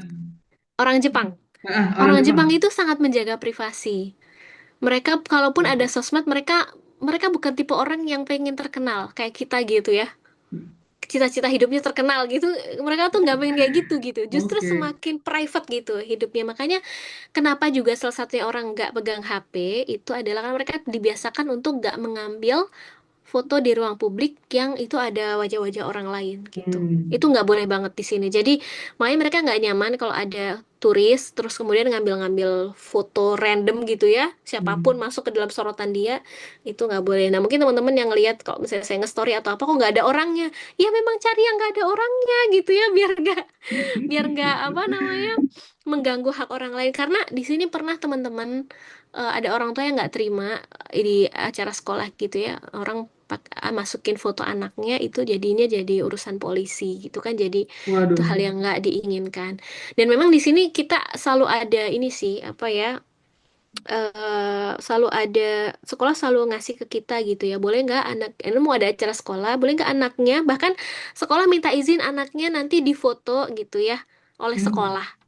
Anaknya nanti difoto masuk ke buletin sekolah. Padahal teman-teman tahu nggak buletin di sini tuh nggak kayak di Indonesia fotonya besar-besar gitu ya. Anaknya apa ya? Mau saya benar-benar mukanya anak kita tuh jelas banget. Nah, di sini tuh nggak begitu. Buletin Fotonya tuh kayak pasti dari koran gitu jarak ya, jauh dan banyak kayak anak gitu. Jadi nggak kecil-kecil. kelihatan juga sebenarnya. Jadi nggak detail gitu. Fotonya tuh nggak detail di sini. Kalau teman-teman cari misalnya cari lokasi sekolah ini gitu. Pengen tahu sekolah itu kayak gimana sih, dalamnya gimana? Teman-teman cari aja di Google Maps gitu. Itu biasanya nggak ada foto dalam sekolahnya tuh gimana. Cuma ada foto jalannya aja atau foto luar sekolahnya aja gitu. Itu Oke. udah bagus ada foto luar sekolahnya. Foto dalamnya tuh pasti nggak ada. Karena semua di sini dijaga secara privasi tadi ya. Orang benar-benar ngejaga privasi dan sensitif sebenarnya terhadap privasi itu. Oke. Orang-orang orang Jepang cuek nggak ya? Orang Jepang itu tergantung teman-teman cuek atau enggaknya tergantung pribadi masing-masing sebenarnya. Tapi secara budaya, kalau saya dengar dari teman-teman sih, orang Osaka itu lebih supel dibanding orang Tokyo gitu. Hmm. Osaka sama Tokyo itu kayak saingan gitu ya kalau di sini tuh. Kadang bahkan orang Tokyo menganggap Osaka mau pengen kayak Tokyo gitu. Kayak gitu karena emang ini dua kota besar sih di sini. Jadi tapi Osaka orang-orangnya lebih ramah gitu. Lebih apa ya, lebih inilah greetingsnya sama orangnya supel lah kalau orang Indonesia bilang itu ya, lebih supel gitu. Kemudian nah orang Jepang itu mereka kan sangat sedikit ngomong ya, diem kalau di depan orang asing. Tapi orang Jepang itu kalau udah kenal, mereka kan ngobrol banyak gitu. Ngobrolnya banyak, Introvert ya? banyak. Rata-rata introvert ya orang Jepang yang banyak. Iya, rata-rata introvert kayak gitu deh gitu. Tapi karena mereka introvert, mereka kalau membangun hubungan, relasi itu Oh, jadi real, intens. Jadi ya intens gitu intens. ya. Gitu. Jadi Tuh. itu yang mereka ya ada sih basa-basinya, tapi nggak terlalu gitu, kayak Hmm. gitu. Boleh Mbak, Kemudian closing statement. closing statement ya, berarti sudah ya ini ya, insya Allah ya. Mohon maaf kalau misalnya ada yang belum Pertanyaannya banyak banget ya ini. terjawab. Masya Allah, Mm-mm. orang-orang Mm. pada nanya-nanya berarti yang menarik banget nih. Cuman kita kan perlu Al-Kahfi ya. Iya bener-bener jangan sampai teman-teman lupa Apa Al-Kahfiannya. Al-Kahfinya besok? Ya Allah jangan-jangan. Terus ini ya terakhir kali ya orang Jepang Terakhir, sinis nggak terakhir kalau deh. kita pakai jilbab? Enggak teman-teman. Justru kalau kita jilbabnya yang motif-motif scarf gitu ya. Kadang ada yang suka ngelihatnya lucu gitu. Ih Hmm. lucu. Saya pernah juga sih anak saya juga kawaii gitu. Jadi lucu ya gitu motifnya gitu. Bright gitu kayak ada bunga-bunganya dan seterusnya gitu. Jadi satu hal mungkin ya sebagai closing statement, kita itu akan dipertemukan dengan prasangka-prasangka kita, teman-teman gitu. Jadi kalau kita prasangkanya baik kepada Allah, kita insya Allah akan ditemukan dengan hal-hal yang baik, orang-orang yang baik gitu ya, dan seterusnya. Jadi eh, teman-teman dimanapun berusahalah untuk berprasangka baik sama Allah. Karena energi-energi yang baik itu akan menarik energi-energi baik lainnya. Gitu. Saya sih so far tinggal di sini ya. Alhamdulillah belum pernah mendapatkan hal yang tidak menyenangkan, tapi juga syaratnya saya juga harus melakukan hal baik. Gitu. Hmm. Gitu. Hmm. Jadi bukan berarti hal baik itu akan selalu datang ke kita setiap waktu, walaupun kita semena-mena sama orang nggak gitu gitu ya. Tapi kita berbuat baik, kita mengikuti aturan yang berlaku, kita mengikuti budaya di mana kita tinggal tanpa menghilangkan kewajiban kita. Saya juga sama pasangan saya, sama anak-anak, kalau butuh sholat di tempat umum kita juga sholat gitu. Jadi nggak ada masalah. Saya juga pernah wudhu di wastafel gitu ya, tapi juga tidak angkat kaki ke wastafel. Jadi ada semua ada caranya gitu ya. Intinya kita ikutin aturan yang berlaku, kita tidak mengganggu orang lain. Kalau kita habis kotor gitu ya, badan kita bersihin lagi pakai tisu segala macam gitu ya biar bersih lagi. Kita benar-benar make sure bahwa kita tidak meninggalkan jejak yang buruk dimanapun kita berada karena Hmm. gimana Islam itu gimana kita. Kita pengen Islam Oke. dilihat kayak gimana, ya kita tunjukin Islam itu gimana lewat diri kita. Insya Allah dengan itu Allah akan Mantap. tunjukkan bahwa orang lain akan mendapatkan kehangatan dari diri kita dan otomatis akan tercermin kembali ke kita kebaikan itu. Gitu ya teman-teman sebagai closing Quotes of statement. the day. Semoga bermanfaat dan selamat Al-Kahfian. Semoga next time kita bisa ngobrol-ngobrol lagi yang lebih intens ya. Oke, Terima kasih makasih banyak Mbak Ita. kesempatannya. Menarik banget Sama-sama. ceritanya. Ini kalau 2 jam juga bisa nih kayaknya nih. Iya nih, ini Oke. harus harus sharing khusus nanti ya, Mm-mm. Masya Allah. Ini suasananya tuh kayak apa ya? Kayak kita lagi tur ke Jepang, terus Mbak Ita jadi tamunya, jadi tuan rumahnya gitu. Terus kita Iya ngobrol. ya. Iya, Masya next time Allah. diagendain boleh, Om Reksa. Boleh, boleh nanti kita sediain ya Silahkan. jalan-jalan ke Jember. Iya, Oke. oke. Ya, makasih banyak Makasih Mbak Ita. teman-teman. Jazakallah Iya, Masya Allah. khairan. Tuh, minta Kasih part 2 banyak Om Reksa. Kak. Oh, part 2. Bisa. Masya Nanti boleh Allah. di-request ke Om Reksa mau bahas apanya yang lebih Iya, spesifik iya, biar iya. kita bisa siapin mungkin ya. Boleh ya. Komen Jadi di biar kolom lebih. komentar. Request-request materinya ya. Oke, makasih banyak Mbak Ita sekali lagi. Iya, Jazakallah sama-sama. khair. Masya Salam-salam buat Allah. yang di Iya, Jepang, buat keluarga, Oke, saya sehat pamit selalu. dulu ya. Saya ditanya nggak ngantuk ya. Iya, Iya, di udah sini malam tuh ya. jam Dua tidurnya jam beda, ini. teman-teman. Orang Iya, Jepang tuh tidurnya tuh jam 12 malam. jam dua Gitu belas ya. ya. Tapi bukan sih kita seorang muslim nggak boleh demikian ya.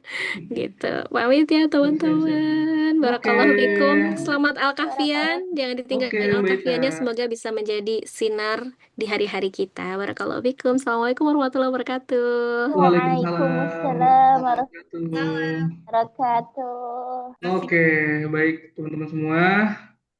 Alhamdulillah ya, kita udah dengerin ya cerita dan sharing-sharing dari Mbak Ita. Keren banget ya. Sampai banyak banget pertanyaannya. Nanti kalau misalnya ada request-request materi, sharing dari negara lain juga boleh ya. Coba di request dulu aja mau apa materinya di kolom komentar. Nah, tapi sambil itu biar kita bisa melanjutkan ke agenda selanjutnya biar nggak terlalu malam, kita langsung aja buka surat Al-Kahfinya ya, teman-teman dan kakak-kakak semua. Oke, boleh dibuka Al-Qur'annya.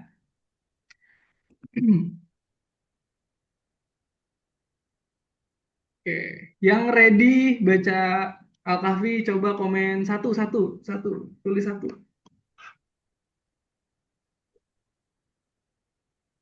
Oke, Insya Allah. Oh banyak ya yang ready ya. Oke, kita langsung aja ya teman-teman ya. أعوذ بالله من الشيطان الرجيم. بسم الله الرحمن الرحيم.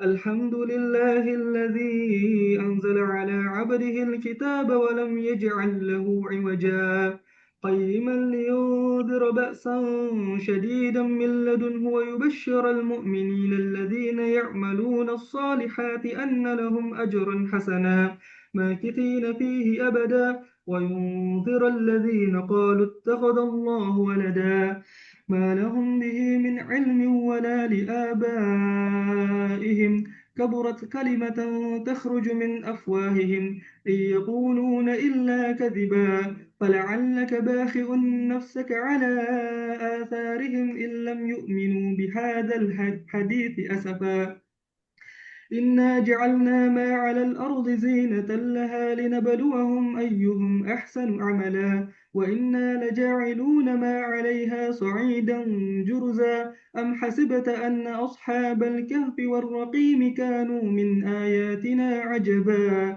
إذ أوى الفتية إلى الكهف فقالوا ربنا آتنا من لدنك رحمة وهيئ لنا من أمرنا رشدا فضربنا على آذانهم في الكهف سنين عددا ثم بعثناهم لنعلم أي الحزبين أحصى لما لبثوا أمدا نحن نقص عليك نبأهم بالحق إنهم فتية آمنوا بربهم وزدناهم هدى وربطنا على قلوبهم إذ قاموا فقالوا ربنا رب السماوات والأرض لن ندعو من دونه إلها لقد قلنا إذا شططا هؤلاء قوم اتخذوا من دونه آلهة لولا يأتون عليهم بسلطان بين فمن أظلم ممن افترى على الله كذبا وإذ اعتزلتموهم وما يعبدون إلا الله فأووا إلى الكهف ينشر لكم ربكم من رحمته ويهيئ لكم من أمركم مرفقا وترى الشمس إذا طلعت تزاور عن كهفهم ذات اليمين وإذا غربت تقرضهم ذات الشمال وهم في فجوة منه ذلك من آيات الله من يهد الله فهو المهتد ومن يضلل فلن تجد له وليا مرشدا وتحسبهم أيقاظا وهم رقود ونقلبهم ذات اليمين وذات الشمال وكلبهم باسط ذراعيه بالوصيد لو اطلعت عليهم لوليت منهم فرارا ولملئت منهم رعبا وكذلك بعثناهم ليتساءلوا بينهم قال قائل منهم كم لبثتم قالوا لبثنا يوما أو بعض يوم قالوا ربكم أعلم بما لبثتم فابعثوا أحدكم بورقكم هذه إلى المدينة فلينظر أيها أزكى طعاما فليأتكم برزق منه وليتلطف ولا يشعرن بكم أحدا إنهم إن يظهروا عليكم يرجموكم أو يعيدوكم في ملتهم ولن تفلحوا إذا أبدا وكذلك أعثرنا عليهم ليعلموا أن وعد الله حق وأن الساعة لا ريب فيها إذ يتنازعون بينهم أمرهم فقالوا بنوا عليهم بنيانا ربهم أعلم بهم قال الذين غلبوا على أمرهم لنتخذن عليهم مسجدا سيقولون ثلاثة رابعهم كلبهم ويقولون خمسة سادسهم كلبهم رجما بالغيب ويقولون سبعة وثامنهم كلبهم قل ربي أعلم بعدتهم ما يعلمهم إلا قليل فلا تمار فيهم إلا مراء ظاهرا ولا تستفت فيهم منهم أحدا ولا تقولن لشيء إني فاعل ذلك غدا إلا أن يشاء الله واذكر ربك إذا نسيت وقل عسى أن يهديني ربي لأقرب من هذا رشدا ولبثوا في كهفهم 300 سنين وازدادوا 9 قل الله أعلم بما لبثوا له غيب السماوات والأرض أبصر به وأسمع ما لهم من دونه من ولي ولا يشرك في حكمه أحدا واتل ما أوحي إليك من كتاب ربك لا مبدل لكلماته ولا تجد من دونه ملتحدا واصبر نفسك مع الذين يدعون ربهم بالغداة والعشي يريدون وجهه ولا تعد عيناك عنهم تريد زينة الحياة الدنيا ولا تطع من أغفلنا قلبه عن ذكرنا واتبع هواه وكان أمره فرطا وقل الحق من ربكم فمن شاء فليؤمن ومن شاء فليكفر إنا أعتدنا للظالمين نارا أحاط بهم سرادقها وإن يستغيثوا يغاثوا بماء كالمهل يشوي الوجوه بئس الشراب وساءت مرتفقا إن الذين آمنوا وعملوا الصالحات إنا لا نضيع أجر من أحسن عملا أولئك لهم جنات عدن تجري من تحتهم الأنهار يحلون فيها من أساور من ذهب ويلبسون ثيابا خضرا من سندس وإستبرق متكئين فيها على الأرائك نعم الثواب وحسنت مرتفقا وضرب لهم مثل الرجلين جعلنا لأحدهما جنتين من أعناب وحففناهما بنخل وجعلنا بينهما زرعا كلتا الجنتين آتت أكلها ولم تظلم منه شيئا وفجرنا خلالهما نهرا وكان له ثمر فقال لصاحبه وهو يحاوره أنا أكثر منك مالا وأعز نفرا ودخل جنته وهو ظالم لنفسه قال ما أظن أن تبيد هذه أبدا وما أظن الساعة قائمة ولئن رددت إلى ربي لأجدن خيرا منها منقلبا قال له صاحبه وهو يحاوره أكفرت بالذي خلقك من تراب ثم من نطفة ثم سواك رجلا لكن هو الله ربي ولا أشرك بربي أحدا ولولا إذ دخلت جنتك قلت ما شاء الله لا قوة إلا بالله إن ترني أنا أقل منك مالا وولدا فعسى ربي أن يؤتيني خيرا من جنتك ويرسل عليها حسبانا من السماء فتصبح صعيدا زلقا أو يصبح ماؤها غورا فلن تستطيع له طلبا وأحيط بثمره فأصبح يقلب كفيه على ما أنفق فيها وهي خاوية على عروشها ويقول يا ليتني لم أشرك بربي أحدا ولم تكن له فئة ينصرونه من دون الله وما كان منتصرا هنالك الولاية لله الحق هو خير ثوابا وخير عقبا اضرب لهم مثل الحياة الدنيا كماء إن أنزلناه من السماء فاختلط به نبات الأرض فأصبح هشيما تذروه الرياح وكان الله على كل شيء مقتدرا المال والبنون زينة الحياة الدنيا والباقيات الصالحات خير عند ربك ثوابا وخير أملا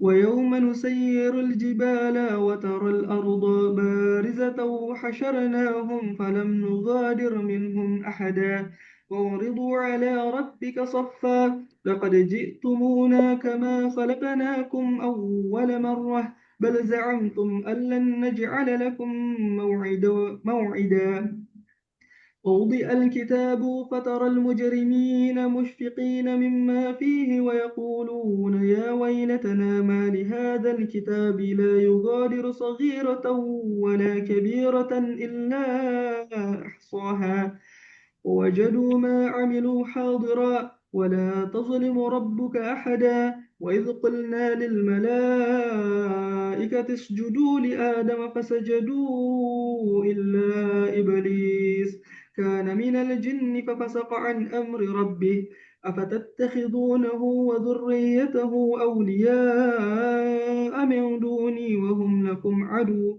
بئس للظالمين بدلا ما أشهدتهم خلق السماوات والأرض ولا خلق أنفسهم وما كنت متخذ المضلين عضدا ويوم يقول نادوا شركائي الذين زعمتم فدعوهم فلم يستجيبوا لهم وجعلنا بينهم موبقا ورأى المجرمون النار فظنوا أنهم واقعوها ولم يجدوا عنها مصرفا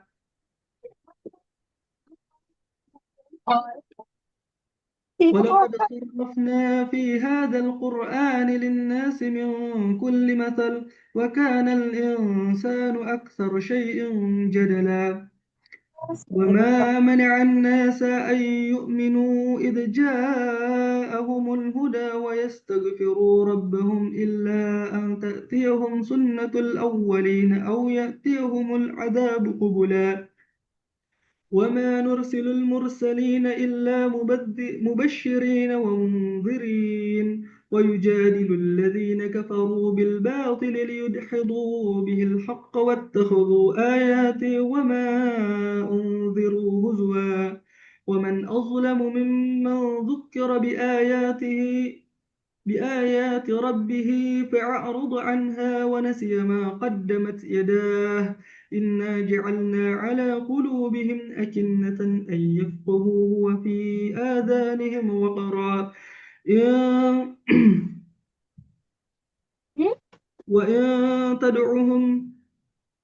وإن تدعهم إلى الهدى فلن يهتدوا إذا أبدا وربك الغفور ذو الرحمة لو يؤاخذهم بما كسبوا لعجل لهم العذاب بل لهم موعد لن يجدوا من دونه موئلا وتلك القرى أهلكناهم لما ظلموا وجعلنا لمهلكهم موعدا وإذ قال موسى لفتاه لا أبره حتى أبلغ مجمع البحرين أو أمضي حقبا فلما بلغا مجمع البحر بينهما نسيا حوتهما فاتخذ سبيله في البحر سربا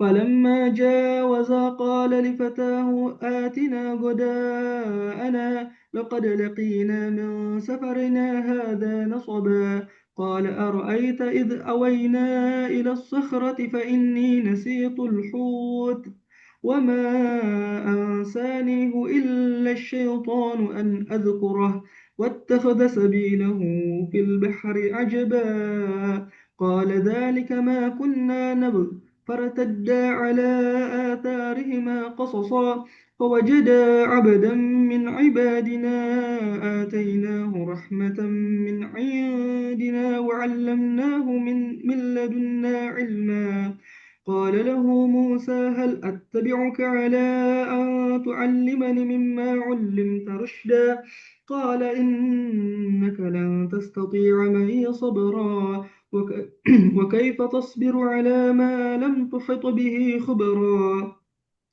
قال ستجدني إن شاء الله صابرا ولا أعصي لك أمرا قال فإن اتبعتني فلا تسألني عن شيء حتى أحدث لك منه ذكرا فانطلقا Besok Jumat ya. Di daerah. Oh, Sabtunya kamu. حتى إذا ركبا في السفينة خرقها قال أخرقتها لتغرق أهلها لقد جئت شيئا إمرا قال ألم أقل إنك لن تستطيع معي صبرا قال لا تؤاخذني بما نسيت ولا ترهقني من أمري عسرا فانطلقا حتى إذا لقيا غلاما فقتله قال أقتلت نفسا زكية بغير نفس لقد جئت شيئا نكرا قال ألم أقل لك إنك لا تستطيع معي صبرا قال إن سألتك عن شيء بعدها فلا تصاحبني قد بلغت من لدني عذرا فانطلقا حتى إذا أتيا أهل قرية استطعما أهلها فأبوا أن يضيفوهما فوجدا فيها جدارا يريد أن ينقض فأقامه قال لو شئت لاتخذت عليه أجرا قال هذا فراق بيني وبينك سأنبئك بتأويل ما لم تستطع عليه صبرا أما السفينة فكانت لمساكين يعملون في البحر فأردت أن أعيبها وكان وراءهم ملك يأخذ كل سفينة غصبا وأما الغلام فكان أبواه مؤمنين فخشينا أن يرهقهما طغيانا وكفرا فأردنا أن يبدلهما ربهما خيرا منه زكاة وأقرب رحما وأما الجدار فكان لغلامين يتيمين في المدينة تحته كنز لهما وكان أبوهما صالحا فأراد ربك أن يبلغا أشدهما ويستخرجا كنزهما رحمة من ربك وما فعلته عن أمري ذلك تأويل ما لم تستطع عليه صبرا ويسألونك عن ذي القرنين قل سأتلو عليكم منه ذكرا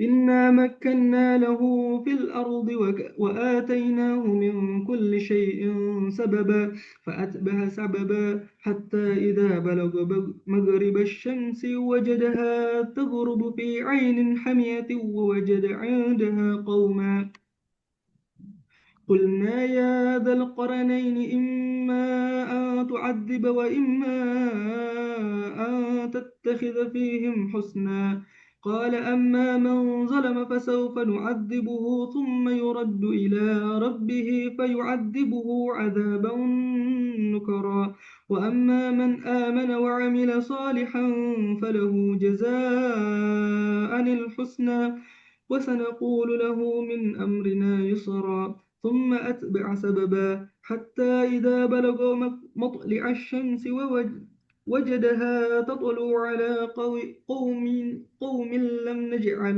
لهم من دونها سترا كذلك وقد أحطنا بما لديه خبرا ثم أتبع سببا حتى إذا بلغ بين السدين وجد من دونهما قوما لا يكادون يفقهون قولا قالوا يا ذا القرنين إن يأجوج ومأجوج مفسدون في الأرض فهل لك خرجا على أن تجعل بيننا وبينهم سدا قال ما مكني فيه ربي خير فاعينوني بقوة أجعل بينكم وبينهم ردما آتوني زبر الحديد حتى إذا ساوى بين الصدفين قال انفخوا حتى إذا جعله نارا قال آتوني أفرج عليه قطرا فما استطاعوا أن يظهروه وما استطاعوا له نقبا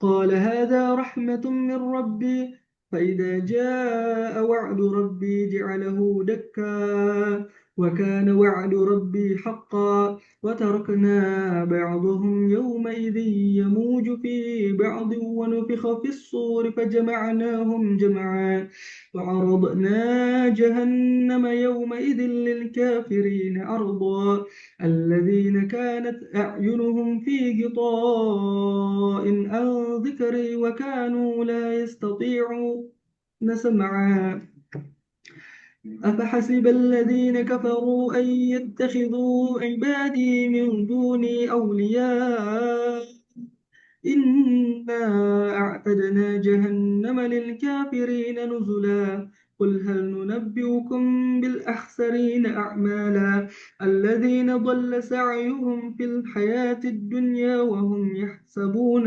أنهم يحسنون صنعا أولئك الذين كفروا بآيات ربهم ولقائه فحبطت أعمالهم فلا نقيم لهم يوم القيامة وزنا ذلك جزاؤهم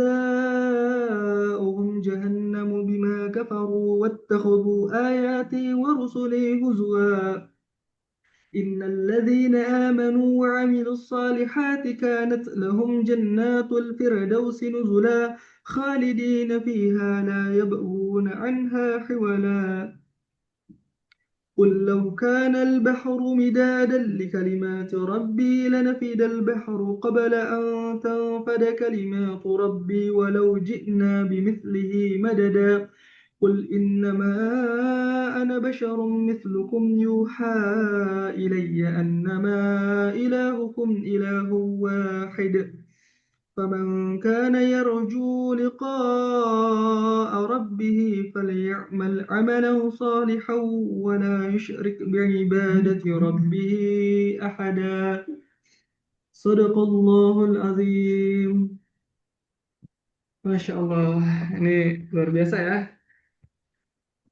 Eh, Alhamdulillah kita sudah membaca surat Al-Kahfi. Mudah-mudahan setiap ayat yang dibaca, setiap huruf yang kita lafazkan itu bisa menjadi amal kebaikan ya dan pahala untuk kita semua. Dan reminder juga gitu ya, barang siapa yang membaca Al-Kahfi, maka Allah akan berikan cahaya ya dari satu Jumat ke Jumat selanjutnya. Jadi mudah-mudahan kita dimudahkan segala urusannya, diberikan petunjuk gitu ya untuk membuat keputusan, untuk menyelesaikan masalah, untuk bisa menyelesaikan dan menghadapi setiap ujian yang kita dapatkan selama kita hidup. Baik, alhamdulillah teman-teman semua, kakak-kakak semua, mas mbak semuanya, kita udah selesai nih rangkaian acaranya dari tadi ya 7:30. Ini waktunya agak maju karena memang dari Jepang ya Mbak Ita dan agak malam jadi kita agak majuin biar lebih enak dan tadi juga sharingnya juga lebih lama dari biasanya ya. Masya Allah. Kayaknya menarik ya kalau seandainya teman-teman di sini kasih saran dan masukan juga untuk tema-tema sharing sessionnya nanti ya. Mungkin di grup atau di komunitas nanti dikasih saran itu bisa banget kita nanti akan tampung gitu ya. Oke, kita foto dulu kali ya untuk penutupan. Kita foto dulu. Alhamdulillah ini pencapaian terbesar kita nih. Udah ada 60 orang tadi. 60 orang. Dan tadi udah sampai 60. Sekarang 50 orang. Ini juga pencapaian juga ya. Al-Kahfi di akhir-akhir bisa sampai 50 orang. Masya Allah. Oke, Mas Farhan. Boleh dikasih aba-abanya Mas. Kita foto-foto dulu. Nah, ini saya sambil sapa-sapa ya, sambil nunggu Mas Farhan ya. Ini ada Kak Ibnu Mas'ud, Kak Fajriyah, Kak Yesi, Kak Ade Marlina, Kak Aziza, Kak Lilik, Kak Merina. Kak Farhan, gimana Kak Farhan udah siap? Benar. Nah, sudah Kak alhamdulillah. Rahma, Eh, Kak Anissa, Oke, Kak Kaila, Kak Merina, Kak Amirul, Bahaudin, Masya Allah. Kak dah. Nana, Kak Nasa, Kak Nashwa, Kak Nia, Kak Nida, Kak Nimah, Kak Ningsih, Kak Ratna, yang udah 5 kali luar biasa, Kak Salsa, Kak Nur Ayuniza, banyak ya, luar biasa. Ayo Bu, Mas Farhan kalau udah siap difoto. Boleh ditunjukin senyumnya kayak seperti biasanya. Oke, kita foto dulu, kasih senyum terbaik, senyum awal bulan. Satu, dua, tiga. Satu, dua, tiga. Terakhir, Terakhir, ada gayanya Mas Farhan. apa ya? Bingung juga, Mas. Dari Mas Riksa aja. Oh, ya, bebas deh, bebas dulu ya. Oke, bebas. Satu, dua, tiga. Satu, dua, tiga. Berapa slide nih kira-kira? Wah, ini banyak, Mas. Iya, nggak apa-apa semuanya. Biasanya foto pakai tablet masih bisa, ini bisanya foto pakai PC. Iya, iya, iya. Beberapa slide aja nggak apa-apa, semuanya di screenshot aja. Itu terakhir.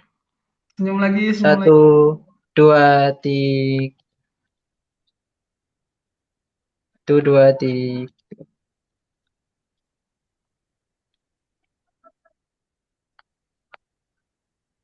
Sudah. Oke, siap. Masya Allah. Terima kasih banyak, Mas Mbak semuanya. Hatur nuhun ya. Saya senang banget ini, excited banget ya jumlahnya. Ini rekor, masuk ke rekor muri nih. Ada 60 orang tadi ya. Oke, kita tutup aja dengan membaca doa teman-teman semua dengan mengucapkan Alhamdulillah, Alhamdulillahirrahmanirrahim, membaca istighfar, astagfirullahaladzim, dan membaca doa kafaratul majelis. Subhanakallahumma wa bihamdika, asyhadu an la ilaha illa anta, astaghfiruka wa atubu ilaik. Terima kasih banyak teman-teman semua. Saya doakan teman-teman semoga seluruh urusannya lancar, dipermudah segala urusannya, diampuni segala dosa-dosanya, diberikan keberkahan, dapat pahala yang melimpah, keluarga-keluarganya sehat semua, dan kita doakan juga saudara-saudara kita di Sumatera itu bisa segera pulih, bisa segera bangkit, karena kondisinya masih jauh dari kondisi yang ideal gitu ya. Bantuan dari pemerintah masih cukup lambat di beberapa titik, tapi beberapa titik lagi memang cepat gitu ya. Dan ini jadi PR kita. Alhamdulillah terakhir itu donasi yang terkumpul ya udah 4 juta lebih. Luar biasa ya, dari gerakan 1.000 sehari gitu ya. Ada yang 5.000, ada yang 10.000, ada yang 20.000. Itu yang keluarganya Santiara gimana Mas Reksa? Gimana? Yang Santiara itu saudaranya yang di Sumatera, yang di Itu Aceh Tamiang. saya kurang tahu juga ya, Kak Santiara. Gimana? Cuman update-nya memang ada yang akhirnya bantuannya bentuknya genset gitu ya, bentuknya makanan, ada yang bentuknya pakaian ya. Jadi untuk kebutuhan dasar di beberapa titik udah terpenuhi, tapi di titik-titik lain di pelosok tuh masih membutuhkan. Nah, oleh karena itu buat teman-teman yang ikut 30 Days Challenge ya, yang di batch pertama atau yang di batch kedua juga boleh ya, boleh silahkan donasi ya ke rekening yang ada di MKI di sini. Nah, ini ada ya. Makasih Mas Farhan udah ditunjukin. Nah, kita perbanyak eh, sedekah kita, apalagi di malam Jumat gitu ya. Kita perbanyak kebaikan kita dan kita niatkan ini untuk menambah pahala kita, menambah kebaikan kita, biar kita jauh dari bala gitu ya, dari bencana, dan juga ini bisa meringankan saudara-saudara kita yang di Sumatera. Nah, Kalau ngirim baju gimana Mas Reksa? kalau Kayak baju baju JNE ya, lewat JNE. Seingat saya lewat JNE itu bisa tuh ya, lewat JNE. Nah, kalau dari tim JNE MKS nggak bisa. sendiri, itu bentuknya dana ya. Jadi kita nanti kirim tim, ada tim yang di Sumatera. Nanti kita kerjasama dengan mitra penyalur kita di sana untuk menyiapkan eh, makanan dan juga kebutuhan-kebutuhan dasar. Oke, paling gitu aja teman-teman semua. Hatur nuhun sekali lagi udah bergabung ya. Ini jadi gerakan kebaikan yang luar biasa. Saya senang banget ya teman-teman masih banyak dan jumlahnya banyak banget di hari ini. Oke, paling gitu aja teman-teman. Sampai berjumpa di pekan selanjutnya. Oke, terima kasih banyak. Terima kasih banyak juga buat teman-teman yang udah dan lagi join 30 Days Challenge atau yang nanti 1 Januari mulai ya. Luar biasa udah join sekarang tuh udah keren banget. Hatur nuhun, assalamualaikum. Mangga boleh keluar ya. Oh iya, terima kasih. Syukron semuanya. Makasih semuanya. Makasih banyak Kak Usman. Terima kasih. Pamit ya. Ya, Kak Assalamualaikum. Ulfa. Waalaikumsalam. Terima kasih banyak Kak Sofi, Kak Siti, Kak Umu Mariam, Kak Yuliana, Kak Nasa. Turun.